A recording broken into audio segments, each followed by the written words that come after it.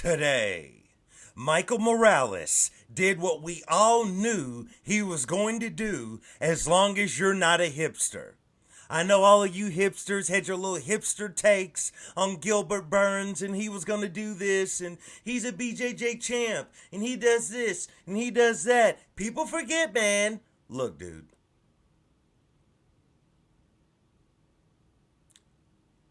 We all knew Michael Morales was going to win.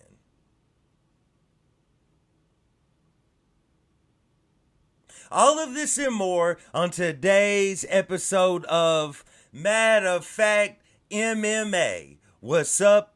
What's happening? Let's go. What's up, guys? We right back at it. We right back with it. It's your boy, Matt, and we are here to go over a couple of things going on currently right now in the UFC. Let's start at the tippy top. As I was talking about, UFC Apex went down in the UFC Apex in Las Vegas, in which in the main event, Michael Morales went out there and made short work of Gilbert Burns. Here's the thing, people. So I watch a lot of MMA content, of course. I watch a lot of MMA content on YouTube, right? And what I really dislike are MMA hipsters. MMA hipsters are the lowest form of MMA fans, right? MMA hipsters usually hold on, they hold on to the old guard of fighters. You know what I'm saying? They refuse to let them go. And it's a little bit different than being a fan of a veteran fighter, right? It's like being a fan of, for example, I'm a fan of Jose Aldo, right? And you look at a lot of the fights that Jose Aldo technically lost via decision. And if you really do your research online, most people feel like Jose Aldo won those fights, including the Zahabi fight, right? That's like being a fan of a fighter who did their time, who paved their way, was champion, whatever the case might be. MMA hipsters tend to find certain MMA fighters and they don't want to hear anything about anyone ever being able to beat that person. MMA hipsters, they really get into Ryan Hall is the name I was trying to think of. Ryan Hall. If you follow MMA YouTube, you watch a lot of MMA YouTube content, MMA hipsters have been talking about Ryan Hall since he came off The Ultimate Fighter. If you don't know who Ryan Hall is, you're lucky. Because the rest of us do. And we've been hearing about it from these hipsters for the last 15 years about Ryan Hall. You know what I'm saying? For the last 10 years, these fools been talking about Ryan Hall, man. He can submit anybody. And, and generally what MMA hipsters tend to spew out sounds like a Joe Rogan reference. Like, people forget, man. People forget, man. Ryan Hall, if he gets you on the ground, get out of there. Get out of there, because he's taking that arm home with him. And it's like, bro, we tired of all of that, right? And so I'm watching some content on MMAfighting.com, MMA Fighting on MMA Fighting SBN on YouTube, right? And not all of them, but there's one. There's one. If you watch their content, you know who the hipster is. But there's one, and I'm watching this dude, and this dude is not willing and refusing. He's flat out refusing to hear anything about Michael Morales is going to defeat Gilbert Burns. Now, your boy Matt was flabbergasted. I was flabbergasted. I was like, what does this man know that we don't? There is no world. I don't care how good a shape he came in. I don't care that he rededicated himself. I don't care about any of that. There is no world in 2025, not 2016, you know what I'm saying? There's no world in 2025 where Gilbert Burns is going to beat Michael Morales. And I'm not really trying to disrespect Gilbert Burns, but you got to call a spade, you know what I'm saying? And so, as I'm watching this fight end in the first round and play out exactly how I thought it was going to, you're sitting there and you're like, what pack was y'all on? And pass that pack over here. Because, like, what was y'all on that you really thought Michael Morales was about to go out there and lose to Gilbert Burns? And that's what I'm talking about. These MMA hipsters are the same people that can't fathom that Dricus du Plessis does what he does because his technique isn't perfect and his technique doesn't look refined. It doesn't look sound. And it's like, bro, he goes out there and he beats the brakes off of people. It doesn't need to be refined. It doesn't need to be technical, but he keeps on winning. You know what I'm saying? It's people like that where you're just like, what are you looking at? Like, what are you seeing? Let it go. You know what I'm saying? Like I said, I like a lot of veteran fighters, and I'll root for them. And I'll get on here, and I'll tell y'all, I'm hoping this guy wins, but I pretty much see the other dude winning. You know what I'm saying? But these MMA hipsters, they won't let it go, bro. These MMA hipsters, they thought that there was a world that Jessica Andrade was going to defeat Jazz DeVicious. And I'm like, it ain't like she's a world beater. You know what I'm saying? It ain't like Jazz DeVicious is a world beater. But at the same time, if you can't look at Jessica Andrade and tell that it's over, I don't know. I don't know what we doing here. But I saw, and including the same guy on MMA Fighting, SBN, he was picking Jessica Andrade. And I'm like, what is going on in the world? Let it go, bro. Anyway, so back to this Apex card. I appreciate y'all humoring me for a moment to allow me to say that. But these people, bro, what is wrong with y'all? I mean, what is wrong? Michael Morales gonna lose to Gilbert Burns. Get out of here, bro. Get out of here, bro. Anyway, a card went on at the Apex. It had a lot of finishes, right? Had a lot of finishes, but the UFC did a lot of these fighters an injustice, okay? Because it was an action card, but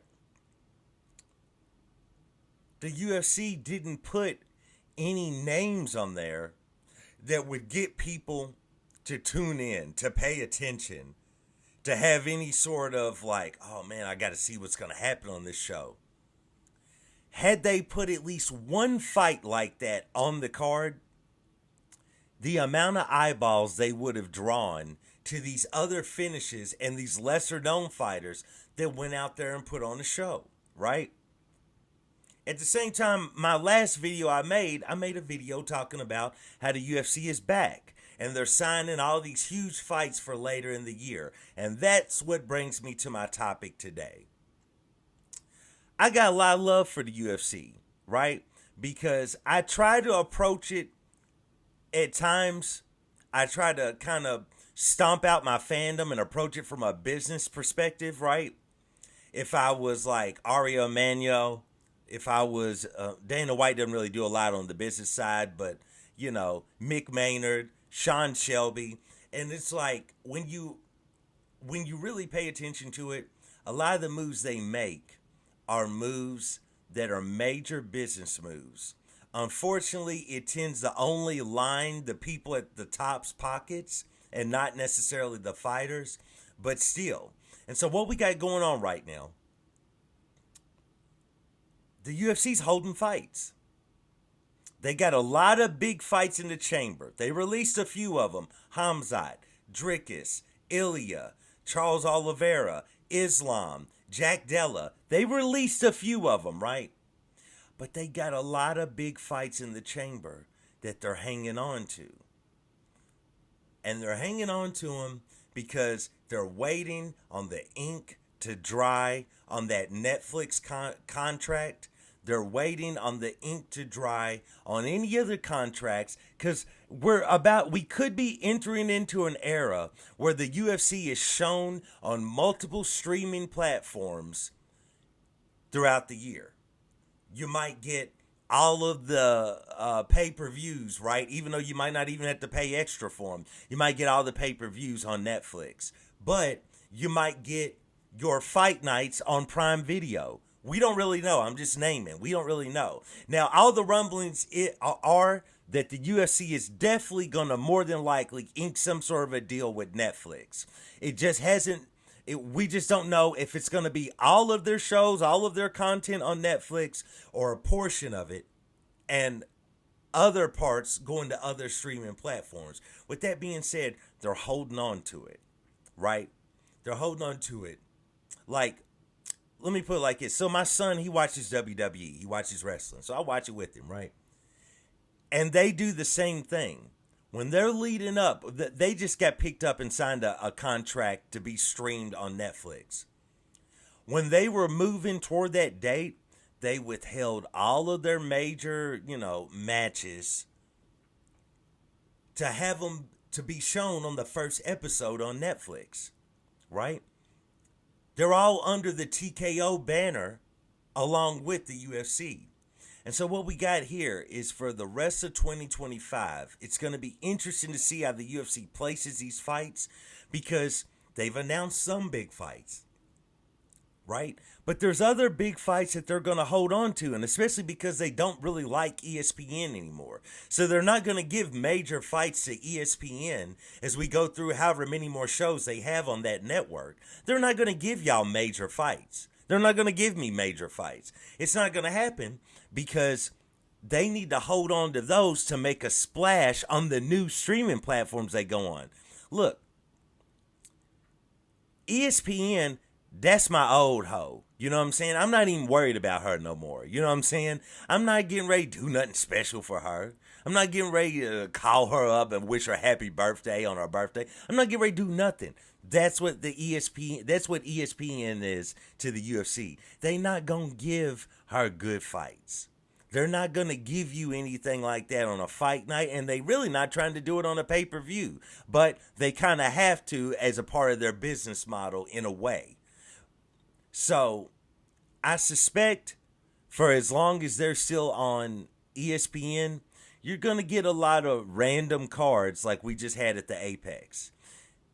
And I feel like your John Jones versus Tom Aspinall, I do believe that will happen because it continues to permeate, in the UFC sphere, and I'm not talking about the Las Vegas sphere. You know what I'm saying? I do think it's going to happen. I think the UFC is holding it. I think they're holding it for one of these platforms that they're about to begin their new contract on. And then you'll get that fight. I think your biggest fights, I honestly believe that you're probably eventually going to get Ilya versus Islam Makhachev, right? Even though that they're both now going to be in two different weight classes. I believe that will probably happen. And I believe the UFC knows that that's probably going to happen. And they're going to push for it to happen on one of their new streaming platforms. So we're about to see some very interesting things for the rest of 2025 because for as long as they're broadcasting on ESPN, I don't know if they broadcast on ESPN for the rest of the year and they quit in 2026. I'm not really sure. But it's for as long as they're going to be on there, you're not going to get a ton of good fights. We're getting the fights that I just named off a little while ago. You're getting those because it's like, look, we still got to make business move. We got International Fight Week coming up. We got the summer months. The UFC generally goes ham in the summer. They go hard. So it's like, look, man, we got to have some fights. So they pulled a few rabbits out the hat, right? But these fight night cards are going to be rough. They're going to be skimpy. I mean, no disrespect to these two women, but we got Erin Blanchfield versus Macy Barber in the main event. You know what I'm saying? It's going to be a little rough, for the rest of this year. But rest assured, when that new deal comes on the new platform, if they're going to be split between like Prime Video and Netflix, if they're going to be solely on Netflix, I don't know, maybe Prime will really make a play and, Amazon Prime will get them and scoop them from Netflix. I don't really know. You know what I'm saying? I doubt that they're going to go to Peacock, but I guess it's possible. Who knows? You know what I'm saying? But I think your big fights, your action-packed fights, your cards where it's like top to bottom, you're like, yeesh. Like, this is like every fight I've ever wanted. I can't imagine this. Like your UFC 300s, 200s, things like that. bro. You're going to have to wait for that. You're going to have to wait till the streaming platform ink is dry on the contract, and you're going to get that. In the meantime, you get main events like Michael Morales versus Gilbert Burns, in which MMA hipsters try to tell you that Gilbert Burns is going to go out there and do him dirty. And you're just tired of it. The MMA hipsters are the same people that pick Holly Holmes in fights, right? Recent Holly Holmes. And shout out to Holly Holmes. I love Holly Holmes for back in the day. But her last like 3 or 4 fights, it's like, come on, you really gonna pick Holly? Like, people picking Holly over Kayla Harrison, like, what are we doing? Like, stop. Like, you got your handlebar mustache. Trim your handlebar mustache, you hipster, and chill out, bro. Holly Holmes ain't get ready to beat Kayla Harrison. You know what I mean? It's just very interesting the way they operate. I just noticed all of that going all over, MMA YouTube and, MMA Instagram. I'm seeing all this stuff about, people forget, man, Gilbert Burns. Come on, bro. And Gilbert Burns had his day. He had his time. But come on, bro. Let's let that go. Let's try to actually figure out who's going to win these fights. Nevertheless, man, that was my little rant. I just want to go off on, but rest assured, good times are ahead. UFC gave us a few fights middle of this year that we get to check out. That's cool. I don't know how much longer they're going to be on ESPN, but rest assured, when that new deal comes, when that new deal hits the streets and starts getting packaged and sold, understand we're going to get them good fights. But in the meantime, we're going to get Macy Barber versus Erin Blanchfield. Nevertheless, I just wanted to come on here and rant about that real quick. I will be right back with you. We got a lot of good content coming up this week because there is no UFC show. So we're going to have to dig deep in our creative bag, but I'll be right back with you. Just wanted to drop in real quick. Once again, I do want to thank you guys for joining me for another episode of Matter of Fact MMA. And I check you next time. Peace.